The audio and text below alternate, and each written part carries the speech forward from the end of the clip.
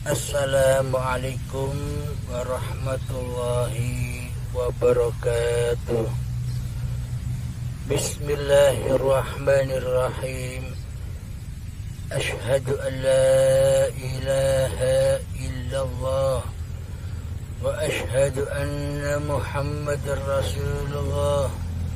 Allahumma sholli ala sayyidina Muhammad wa ala ali sayyidina Muhammad. Rabbi israh li sadri wa yassir li amri wahlul 'uqdatam min lisani yafqahu qawli. Amin. Kalimat thayyibah kali ini kita akan mengungkap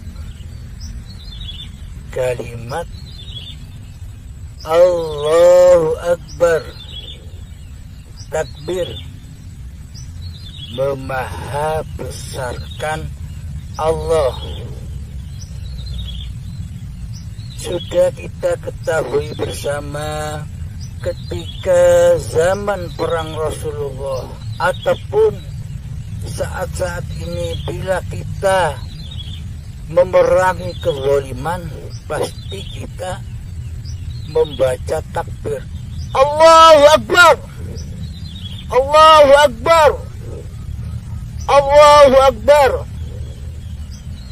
Demikianlah yang kita gemahkan ketika ada demo, ketika ada yang kira-kira untuk memerangi kezaliman di muka bumi ini. Itulah takbir, itulah memahabesarkan Allah secara dohiriyah, secara syariatnya. Akan tetapi coba kita renungkan lagi secara mendalam. Apakah selama ini ketika kita bertakbir, khususnya di dalam ketika kita sholat, yakni Allahu Akbar, ketika takbir di dalam sholat, coba kita resapi, coba kita renungkan, apakah iya kita memahabesarkan Allah dari diri kita sendiri? Coba kita renungkan di dalam hati. Siapakah yang maha besar di dalam hati ini selama ini? Alhamdulillah, kita semua pasti bisa menjawabnya. Ternyata selama ini, meskipun kalimat takbir kita kumandangkan, akan tetapi selama ini praktek di hati kita hanya memahabesarkan hawa nafsu kita sendiri. Kita hanya memahabesarkan diri kita sendiri di hati kita. Kita memahabesarkan wujud manusia kita sendiri di dalam hati kita ini selama ini. Betul tidak?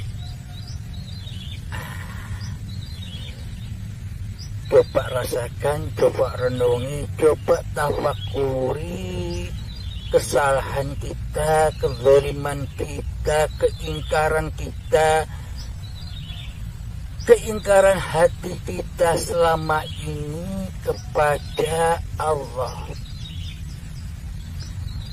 Mana mungkin kita bisa memahabesarkan Allah di dalam hati kita, sementara yang wujud menjadi Tuhan sementara yang wujud menjadi penguasa, sementara yang wujud menjadi penguasa daya upaya dan kekuatan di dalam hati ini masih wujud hambanya, masih wujud manusianya. Sedangkan yang dimahabesarkan kita telah menggoibkannya, kita telah mentiadakannya, kita telah memfanahkannya di hati kita. Pada intinya selama ini kita mentiadakan wujudnya Allah di hati kita. Selama ini kita hanya mewujudkan hawa nafsu setan kita, hawa nafsu kedirian, keakuan diri manusia kita di dalam hati kita selama ini. Jadi pantaslah kalimat takbir yang keluar dari mulut badan ini hanya untuk berperang melawan fisik, kezoliman secara fisik. Menurut syariat benar demikian. Hari ini mari kita kaji, mencoba mengkaji makna takbir secara hakikatnya. Mari kita coba belajar bersama. Saya pun juga belajar, sama-sama belajar. Siapakah musuh bebuyutan kita? Siapakah musuh terakbar kita? Kata Allah bahwa setan itu musuh-musuhmu yang nyata. Jadi musuh kita itu kata Allah nyata. Setan itu nyata. Setan bukan goib. Kan kata manusia goib. Akan tetapi Allah sudah menjelaskan dengan nyata di Al-Quran bahwa musuhmu adalah setan yang nyata, iblis yang nyata. Siapa setan dan iblis yang nyata itu? Dialah hawa nafsu kita sendiri. Itulah iblis dan setannya.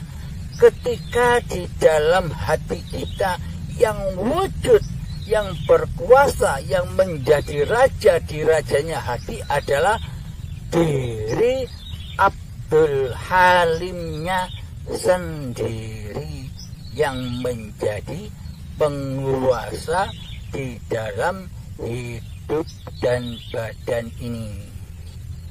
Nah, bagaimana mungkin kita bisa berperang dengan setan, iblis, dan hawa nafsu, sedangkan kita belum mengenal sedikit pun dengan musuh-musuh yang Allah perintah kepada kita untuk memeranginya.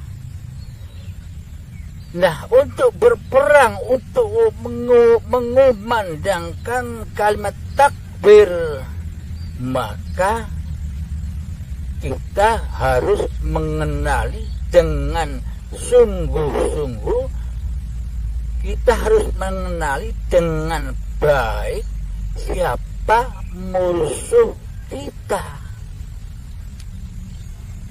Jadi di sini musuh kita bukan fisik, musuh kita bukan di luar diri kita. Kalau peperangan yang ada di dunia ini peperangan yang kucil-kucil, peperangan yang remeh, peperangan antar fisik. Kata Nabi, seluruh peperangan di dunia ini, peperangan yang sudah dilewati oleh para sahabat Nabi itu masih kecil. Jadi peperangan yang terbesar adalah, peperangan yang terakbar adalah, peperangan yang teragung adalah memerangi hawa nafsu kita sendiri. Itulah peperangan yang akbar di dunia ini. Sebelum berperang, mari kita gali dulu, mari kita bongkar dulu rahasia musuh-musuh kita. Selama ini musuh-musuh kita telah memperbudak kita. Selama ini hawa nafsu menguasai diri manusia kita. Karena hawa nafsu bersekutu dengan iblis dan setan. Apa kerjaan iblis dan setan itu? Tak ada lain hanya untuk mengingkari hamba kepada Tuhannya. Meskipun kita secara zahir mengumandangkan kalimat takbir Allahu Akbar, akan tetapi setan, iblis dan hawa nafsu membisikkan di dalam hati, wahai fulan, engkaulah yang maha besar. Engkaulah yang maha besar, yang bisa mengangkat tangan ketika takbir itu dirimu, yang bisa sholat itu dirimu, yang bisa berkalam mengkomat-kamitkan doa di dalam sholat itu dirimu. Maka yang rukuk pun juga dirimu, yang sujud juga dirimu. Semuanya milikmu, semuanya sholatmu, semuanya ibadahmu. Begitulah setan dan iblis membisikkan ke dalam hawa nafsu kemanusiaan kita. Agar kenapa? Agar kita menguasai, merasa memiliki seluruh apa yang kita kerjakan, agar kita merampas, agar kita menguasai sholat-sholat yang sudah kita kerjakan, agar kita menguasai seluruh ibadah-ibadah yang kita kerjakan, agar hati kita tidak sampai lillahi ta'ala, agar hati kita jauh kembali kepada Allah, dijauhkan hati ini dari Allah. Itulah tujuan iblis dan setan, selalu menjauhkan hamba dari Tuhannya. Maka dari itu, kenalilah hawa nafsu ini dengan baik. Siapa sih hakikat hawa nafsu itu sesungguhnya? Hawa nafsu secara syariat, ketika kita memandang, ketika kita melihat badan-badan manusia yang berbuat keburukan, seperti begal, seperti merampok, seperti berzina, seperti main, seperti mencuri, dan sifat-sifat buruk badan lainnya, itu yang disangka hawa nafsu. Menurut mayoritas manusia, hawa nafsu itu ada di pekerjaan dohir, pekerjaan fisik yang dilarang oleh agama, yakni berbuat kekejian dan kemungkaran secara dohir.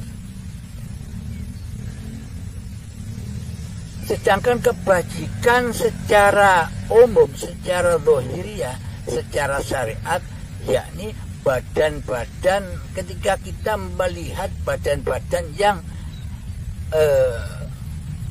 taat beribadah secara badan, seperti kita memandang orang yang sholat, orang yang puasa, orang yang bersedekah, orang yang pergi haji dan umroh, orang yang menyantuni anak yatim, seluruhnya masih dalam babakan fisik.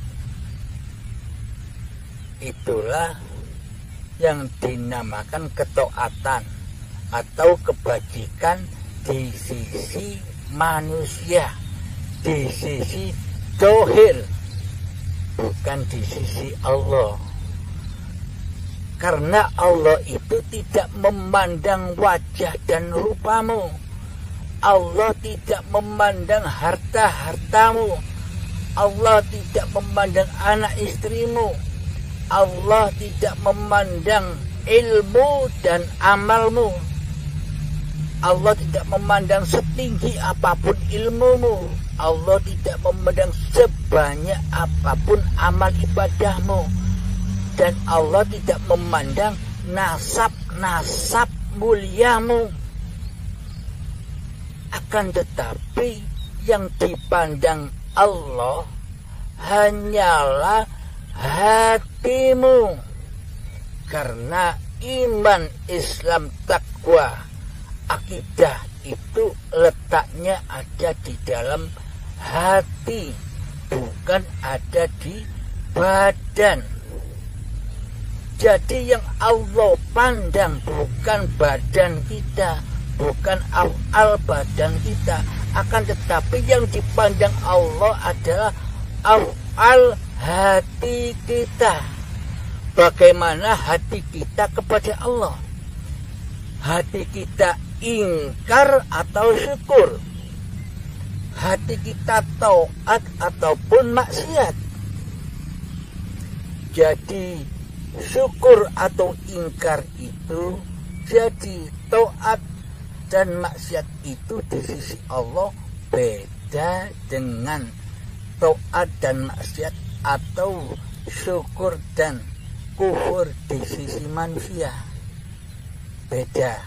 Kalau di sisi manusia itu yang dipandang adalah fisik, yang dipandang adalah laku dohir.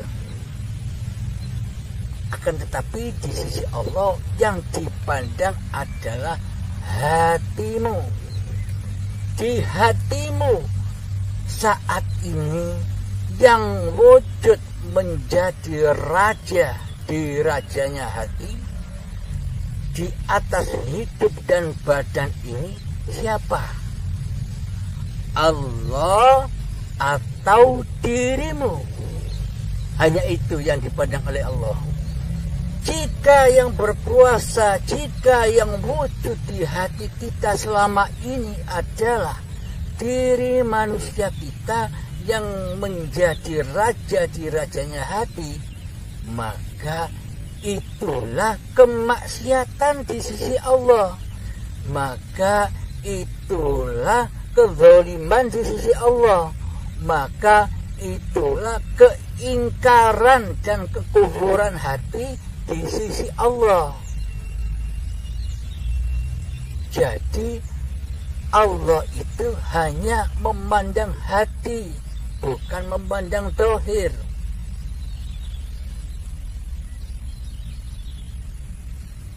Dan ketika di dalam hati kita ini yang wujud menjadi penguasanya hati hanya Allahu Akbar, Allah yang maha besar, maka itulah yang dikatakan kebajikan, itulah yang dikatakan ketaatan, itulah yang dikatakan asyakur di sisi Allah.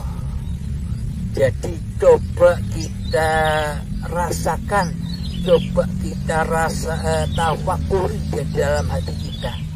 Selama ini yang berkuasa menjadi raja diri kita sendiri, atau hawa nafsu kita sendiri, ataukah Allah hidup yang menguasai badan? Seolah-olah badan ini punya hidup.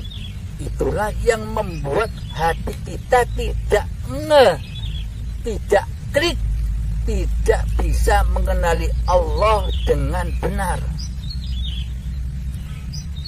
Bagaimana mungkin kita bisa menyembah Allah? Bagaimana mungkin kita bisa mengabdi kepada Allah? Bagaimana mungkin kita bisa ingat dan zikir kepada Allah? Sedangkan yang wujud di hati kita hanya diri kita sendiri sebagai Tuhan penguasa hidup dan badan kita sendiri.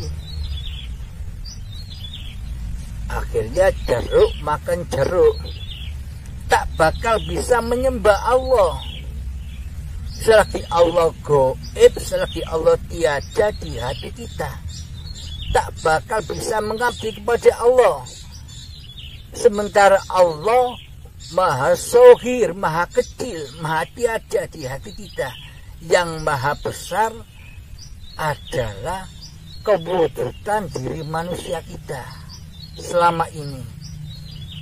Itulah yang harus, itulah yang wajib sekarang ini kita perangi dengan kalimat Allahu Akbar.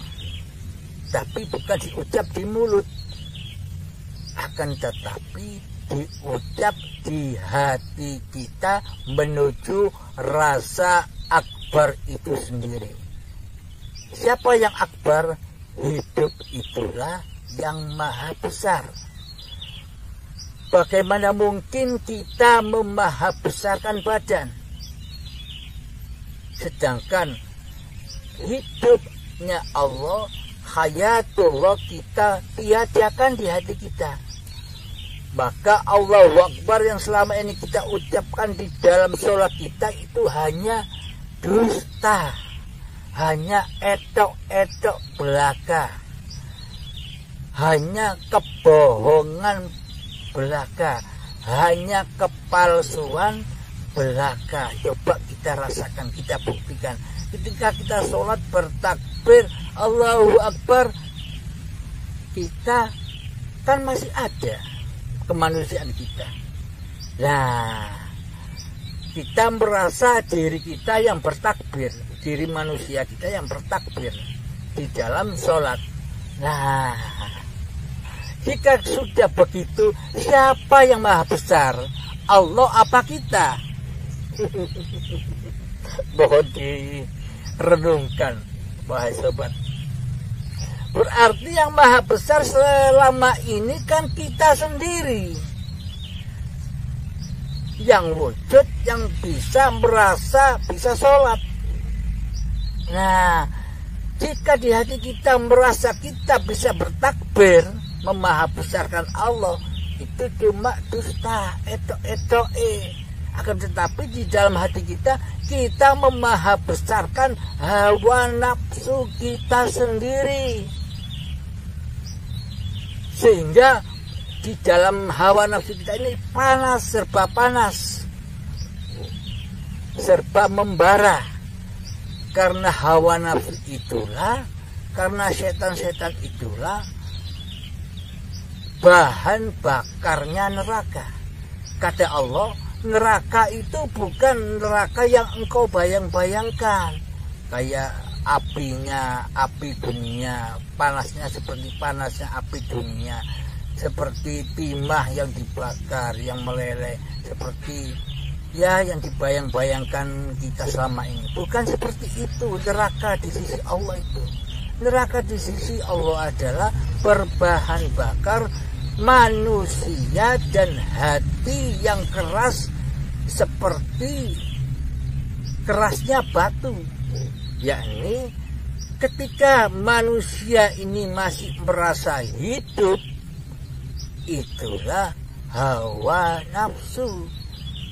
Sehingga hawa nafsu itu hati kita saking kerasnya membatu, yakni hati yang tidak rela bila ada kekuasaan lain selain diri hawa nafsunya. Karena selamanya hawa nafsu itu tidak ridho, tidak ikhlas, tidak rela bila ada kekuatan lain yang ada di dalam dirinya. Selain hawa nafsu itu selamanya ingin berstatus sebagai Tuhan, sebagai penguasa. Coba kita rasakan. Hawa nafsu itu tak mau mati, seolah-olah ingin hidup terus. Jika ada kata-kata mati, hawa nafsu sangat takut sekali. Karena hawa nafsu itu bersifat seakan-akan dia ingin hidup terus, seperti hidupnya Tuhan. Itulah hawa nafsu yang selalu menyesatkan hamba-hamba dari Tuhannya. Nah, marilah kita berperang dengan sedikit demi sedikit. Begini cara perangnya. Kita kan selama ini sudah mengenali siapa sih hawa nafsu itu. Coba Anda duduk sebentar, merasakan kehadiran hidup di dalam diri. Bertapa, bersemedi, berkholwat, berzuhud, mengheningkan cipta-cipta diri manusianya, mengheningkan, merontokkan kekuasaan diri manusianya, menghancurkan, merontokkan kewujudan diri manusianya, merontokkan nama manusianya, merontokkan kekuasaan manusianya, merontokkan daya upaya manusianya, merontokkan kekuatan diri kemanusiaannya. Itulah yang disebut kiamat secara hakikiahnya. Itulah yang disebut kematian. Jika kita masih merasa hidup, maka tak mungkin Allah wujud bagi diri kita. Kapan Allah bisa wujud di dalam hati kita? Ketika kita sudah merasa tidak wujud lagi kehambaannya. Ketika halimnya sudah tak merasa wujud lagi di dunia ini. Ketika diri Abdul Halim ini sudah tak merasa berkuasa lagi di dunia ini. Ketika diri Abdul Halim ini sudah tidak merasa berdaya upaya serta ikhtiar lagi di dunia ini. Dan ketika diri Abdul Halimnya sudah tidak merasa lagi kuat badannya. Itulah cara untuk melumpuhkan hawa nafsu kita sendiri, yakni dengan cara berzuhud dengan disertai zikir. Zikir itu ada 4.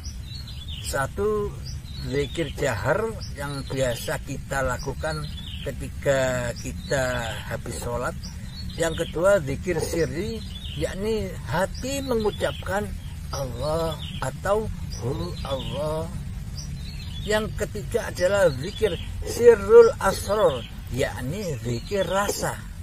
Jadi mulut dan hati sudah diam 1000 bahasa, tidak nyebut-nyebut lagi, hanya merasakan bahwa hidup inilah siapa. Temuilah hidup ini, karena hidup itulah Allah. Di dalam ayat kursi sudah dijelaskan, Bismillahirrahmanirrahim, Allahu la ilaha illa huwal hayyul qayyum.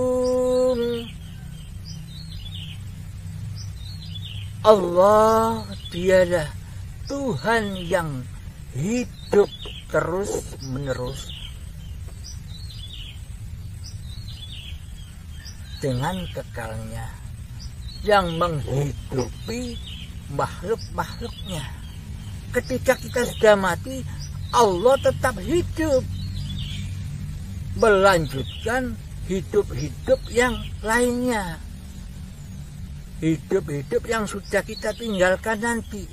Allah tetap bermain, jalannya tetap bermain.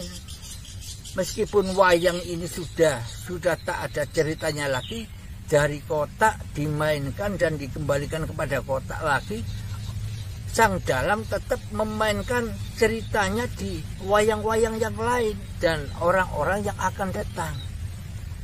Maka hidup itulah Allah. Jadi ketika kita bersemedi, rasakan, temuilah hidup itu.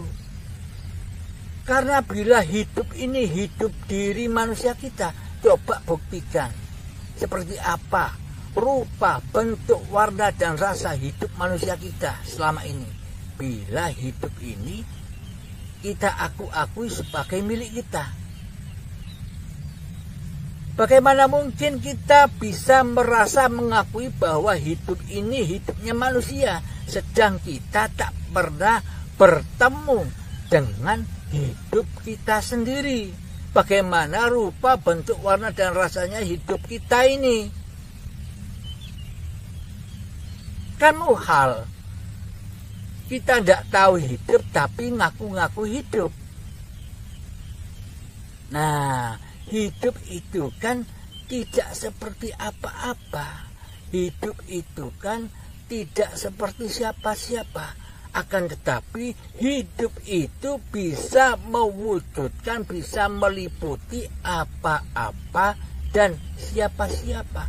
Bisa mewujudkan apa-apa dan bisa mewujudkan siapa-siapa di dunia ini. Jadi hidup itulah laisa kamislihi syai'un, yang tidak seperti sesuatu apapun. Akan tetapi sesuatu, segala sesuatu itu bisa diwujudkan oleh hidup. Coba kita panjang mulai dari arah kiri sampai ke kanan, semuanya ini kan wujud. Pemandangan alam ini wujud.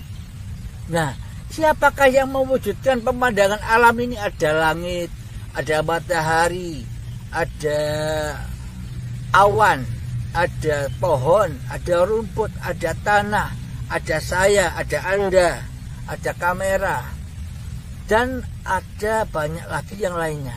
Siapakah yang mewujudkan? Apa diri manusia kita? Coba kita renungkan. Ketika kita tidur terpejam, apakah kira-kira wujud alam semesta ini? Kan hancur, hilang, gaib. Alam sekitar ini akan wujud kembali ketika kita dibangunkan oleh hidup, dibangunkan oleh Allah. Jadi yang bisa membuktikan, yang bisa menunjukkan segala alam sekitarnya ini adalah hidup itu sendiri, yakni Allah lah penciptanya. Hidup itulah penciptanya. Tanpa adanya hidup di badan ini, apakah kita bisa menyaksikan badan ini? Apakah kita bisa menyaksikan segala sesuatu dan alam sekitarnya ini? Kan tidak. Nah, temuilah hidup itu. Karena hidup itulah tempat kita mengabdi, tempat kita bertakbir, Allahu Akbar. Maka maha besarkanlah hidup Tuhanmu dan hancurkanlah hidup manusiamu. Karena selama ini kan kita merasa yang punya hidup, sedangkan manusia itu bersifat mati, bersifat adam, yakni tiada. Kata Allah, manusia itu tidak ada, orang wujud. Nah, jika Allah yang wujud berarti makhluknya kan gaib. Akan tetapi bila di hati kita makhluknya yang wujud menjadi Tuhan, maka Allahnya gaib. Nah, dengan inilah kita mencoba berperang sedikit demi sedikit dengan musuh kita. Iblis, setan, dan hawa nafsu ini kan musuh kita. Yakni kita perangi sedikit demi sedikit dengan cara kita bertakbir di hati kita, rasa kita, maha besarkan hidup dan maha tiadakan diri manusia kita. Jadi wujudkan hidup dan gaibkan diri manusia kita di hati kita yang selama ini menjadi raja di rajanya hati. Kembalikan lagi, persembahkan lagi, abdikan lagi amanah-amanah yang diembankan oleh Allah kepada kita. Apa amanah dari Allah untuk kita? Allah bersabda, "Alastu birabbikum?" Apakah aku ini Tuhanmu? Semua manusia menjawab, "Qalu bala syahidna." Inggih, iya ya Allah, Engkaulah Tuhanku, dan kami akan selalu menyaksikanmu ketika kami Engkau kirim ke dunia. Akan tetapi selama ini kita tidak beramanah kepada Allah. Di dalam sholat kita tidak amanah, di dalam ibadah kita tidak amanah, di dalam puasa kita tidak amanah, di dalam zakat dan sedekah kita tidak amanah, di dalam haji umroh kita tidak amanah. Pokoknya di dalam segala ibadah kita tidak amanah selama ini. Karena apa? Karena kita tidak menyaksikan Allah penguasa di dalamnya.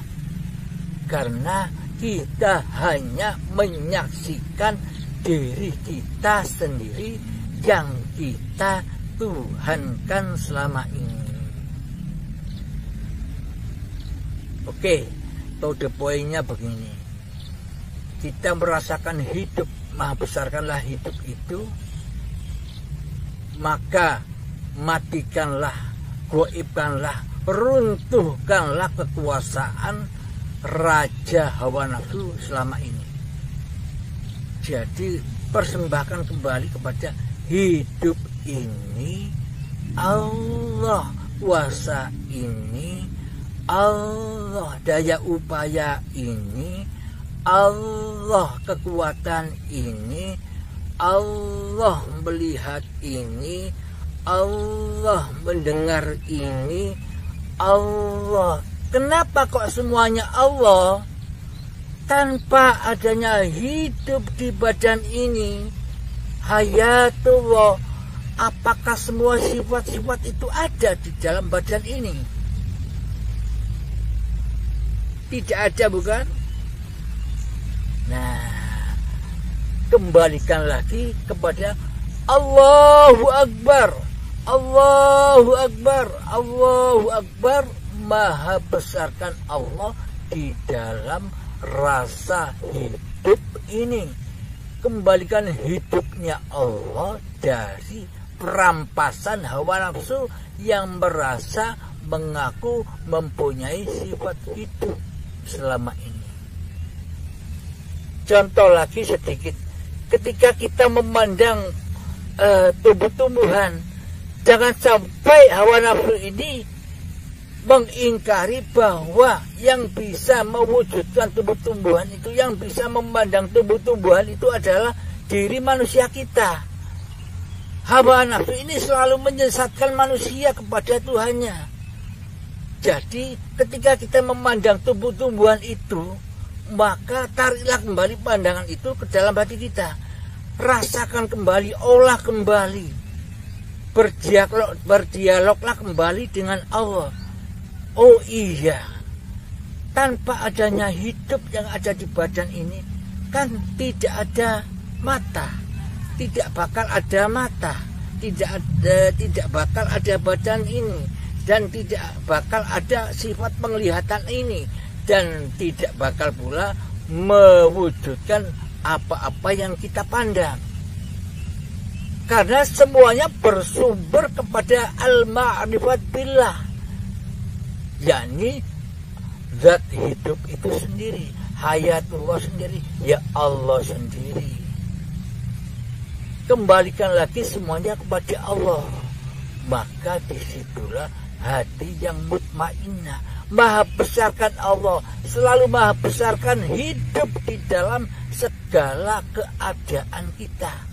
ketika kita sholat Allahu Akbar, maha besar kan hiduplah yang bisa mengangkatkan tangan badan ini. Ketika tangan sudah terangkat, sudah bertakbir, memaha besarkan hidup, maka matikanlah dirimu.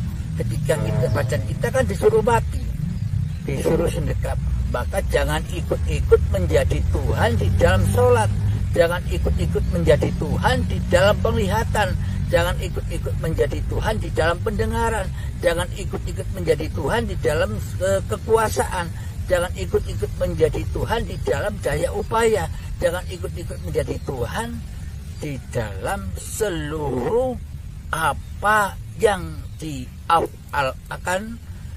diafalkan kepada badan-badan ini. Kembalikan lagi bahwa Allah lah yang maha besar, yang maha memperjalankan badan-badan seluruh ciptaannya ini. Demikian wahai sahabatku, semoga saya dan kita semua diberi petunjuk dan dibimbing oleh Allah, dibimbing oleh hidup yang ada di dalam ini, agar kita menyadari kezaliman kita selama ini, agar kita bisa menyadari keingkaran kita selama ini, agar kita bisa menyadari kepalsuan, kebohongan hati kita selama ini. Semoga kita bisa berperang. Allahu Akbar. Rasa kita besarkan Allahnya, hidupnya Allahnya, bukan hidup manusianya. Buang hidup manusianya, masukkan hidupnya Allah, maka itulah jalan keselamatan, dan itulah hakikatnya Islam di sisi Allah. Shadaqallahul azim. Assalamualaikum warahmatullahi wabarakatuh.